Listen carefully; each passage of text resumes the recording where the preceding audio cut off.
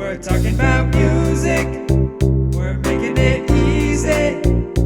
This is music made easy. Hello, my name is Ryan Kazda. And my name is Atharva Iyer. And this is Music Made Easy. What are we talking about today, Atharva? So today's episode is going to be about form. Form, exactly. So, basic terms, what is form when we talk about music? It's kind of the structure of the piece, the way it's kind of laid out. It's a way of kind of organizing the piece. And it also gives the audience something to latch onto. Even if they might not be as engaged, they can kind of follow the music in their own head. And it also gives the performer something to remember and kind of follow as they're kind of playing the piece themselves. One way you can think about form is the way this episode is actually structured. All of our episodes have a specific form to them, right? They have a little intro where we say our names, what this is, what we do, the subject for the day. There's a specific order that's the same every time. This is the form or layout for this episode. And these are kind of the components of form, the repetitions, the kind of the variations, the things that we talk about can be known as the variations, the contrast from each episode that we have. That is what builds the form of the episode. Exactly. So the big kind of takeaway with form is that there's some things that stay the same, some things that are different, but the form is always present no matter what piece you're playing, even though it might be a different form. Exactly. It's your organizer. It's kind of your outline to your piece, right? If you want to compare it to like an essay, the essay is the piece, the outline is the form. And that's how we kind of think of it here in Music Made Easy. Now, going on from there, what are some components of the form? So an easy way to kind of break apart the form is to use letters. When we use letters, we would start with A as maybe the main theme, that opening statement, that's your first idea. So you're going to label it with A. When you break apart from that, go to another section, well, you label it B. It's something kind of contrasting, right?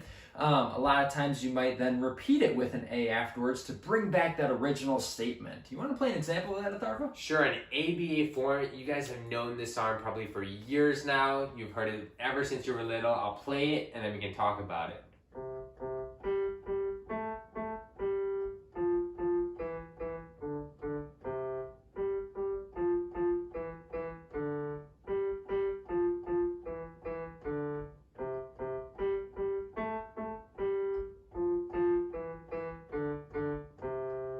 So that's thank you. So the piece is Twinkle Twinkle Little Star, obviously, and with that we talked about ABA as our form. So the A part is, and so on and so forth, up until we get to the point where it's, which that's the B section, and then repeat the A again. So that's the A, then the B, then the A. And so that's the structure of the piece. So whenever you may not remember the piece, or if you weren't very fond of it, or you haven't, heard it as often, but you can remember the form and how it kind of goes. Yeah, exactly. So diving in a little deeper, what actually makes that B and that A? Well, you can kind of look at the way the melody's structured. You can kind of look at the notes he may be using. You can talk about maybe the chords that would be played behind it if it was written for a bigger instrumentation or a bigger ensemble. A lot of kind of factors, maybe even tempo alterations, just the style in which you're playing it. A lot of things can impact the different sections when we talk about form. And what happens if you keep the form the same but change the content inside of it, Ryan? Well, then we actually go to what's called a prime or B prime, which is just taking that idea but altering it a little where it's just as much different that you need to call it something else. And if it's something completely different, then we could label it with another letter like C, D, so on and so forth, how many ever sections you have.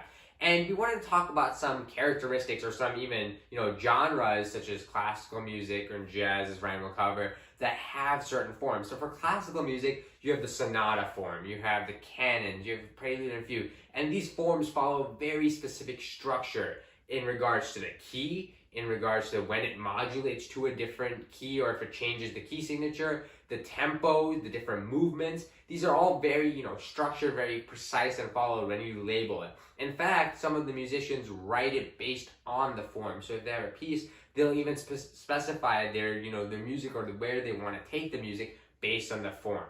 That's a great point. Kind of switching gears here, switching genres. When we talk about form in a genre like jazz, there's specific, forms that we usually play from time to time. The most simplest one is the blues, right? You hear the blues form. We talked about the blues scale and how it's also a form. So the blues form, is typically seen as a 12-bar blues. There can also be a 16-bar blues and different variations on that form.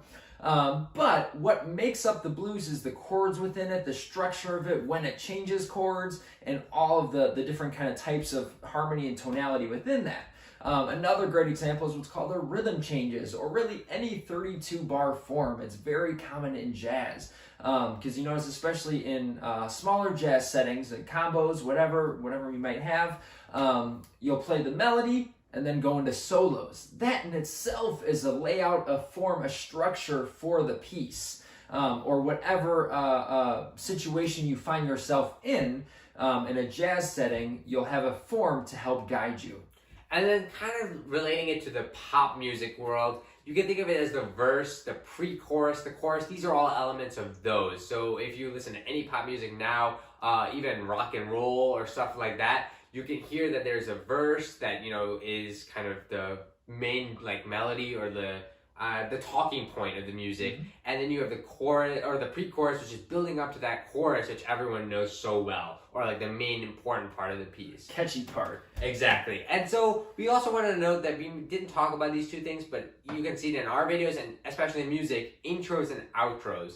They don't necessarily get a letter. They can, but it's easier to just label them as intros and outros. So it's just another component to form. Exactly. And forms are essential to know, especially for unrehearsed music. That's a great kind of way of collaborating and making music. If you've never played together, it's good to know the form, because that's that one thing kind of holding you together, getting you through the tune. I know that Ryan and I play in a combo, and sometimes I may not know a tune always, so I'll ask, hey Ryan, what's the form, what are we working with here? And he might be like, F blues. So now instantly my head goes, okay, I know what the blues is, I know the progression, I know what I can play here. Or even if he says rhythm changes, it helps me, okay, this is 32 bars, I know when the chords change or what the chord changes will be, even if I've never heard of the piece before. Exactly. So, quick kind of recap for this video. We talked about form. What is form?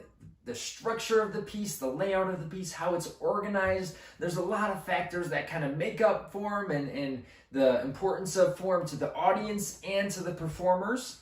And then we also talked about the elements of form, such as the repetition, the variations, the contrast, and how each section of the music might get a different letter, and when to make those letters different completely, or even add a prime in if we slightly change it a little or make it a variation. Yeah, exactly. We went over a few genres, but remember, each genre has its own specific form, and there could be multiple forms within those genres. It's really endless. These are just kind of ideas. You can make your own form. It's really endless in that regard. And essentially, you're not bound to the forms that we gave you. You're not bound to the forms of the genre that you're in. You can come up with your own form, start a new trend.